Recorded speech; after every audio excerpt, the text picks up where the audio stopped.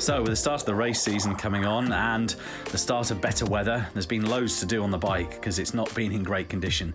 The local bike shop changed out all my bearings and pointed out that I needed to update the drivetrain because it was pretty shot. And to be honest, you can see here, after four and a half years maybe of use, so it was a case of getting down, getting everything stripped off, a bit of a re-grease, get the bigger tools out, get the torque wrench out and get things off and back on again. So maintenance, pretty essential really, and just making sure that the bike is as good as it can be for the next 6 months.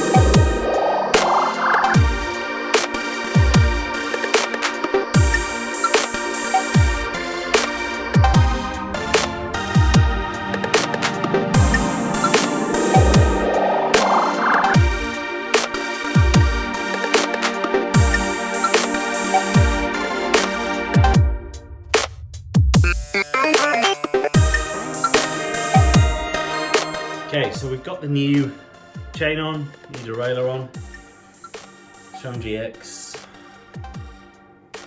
new cassette, 1150.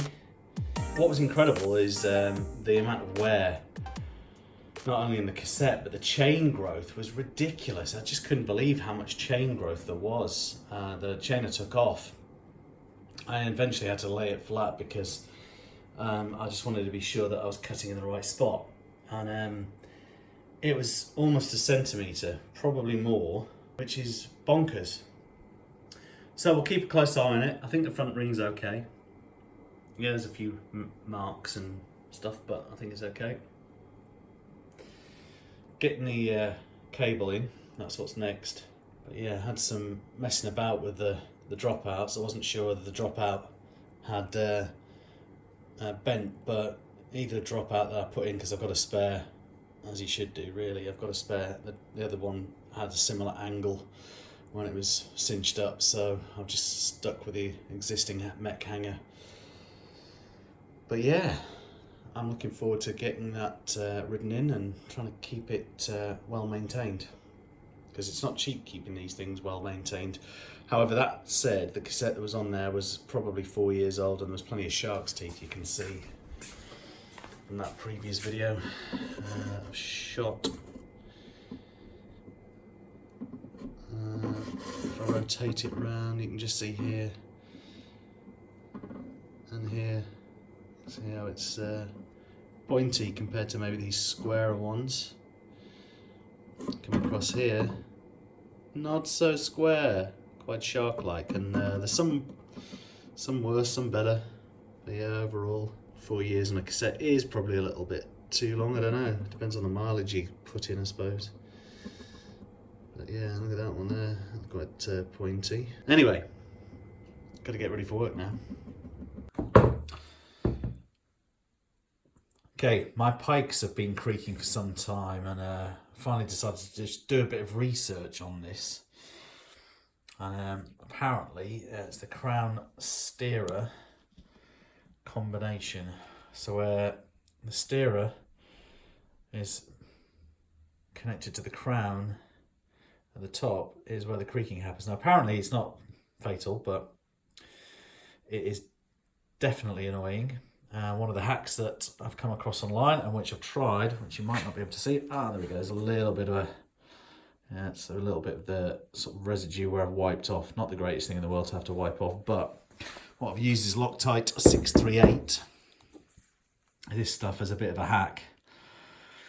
No idea, mixed results online I think. So it may work, may not, may work for a while and stop working, but it's just driving me nuts. Anyway, putting the bike back together. Stand is completely radged, which is a pain in the neck. Just ongoing maintenance jobs really. It's raining, that's why I can't get out, and Caroline smashed her phone last night, so that didn't help either. Well, so far so good on the creak front, having put this back in. There doesn't appear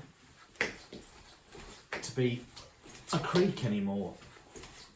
So, as a hack, it seems to have worked.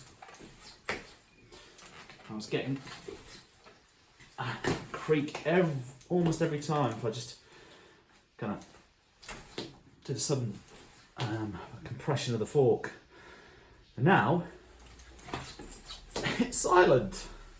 So Loctite 638 seems to have worked thus far. We'll see how we get on. So I got warned about this at the bike shop, and it's on my list of things to do before Boltby Bash Enduro, which is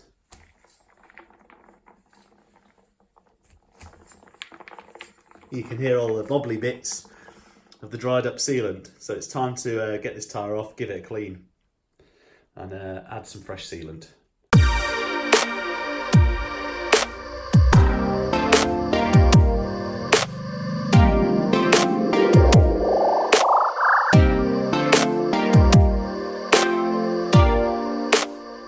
So this is what was rolling around inside the front tyre. Probably my own laziness, because when I knew the sealant was dried out, I just topped it up again and didn't bother cleaning the tyre. So I was carrying around these extra large, super hard bits of marble. There. That was what was gushing around the tyre. Anyway, so I took a few grams of weight out and got the tyre back on. I'll leave the rear one for now.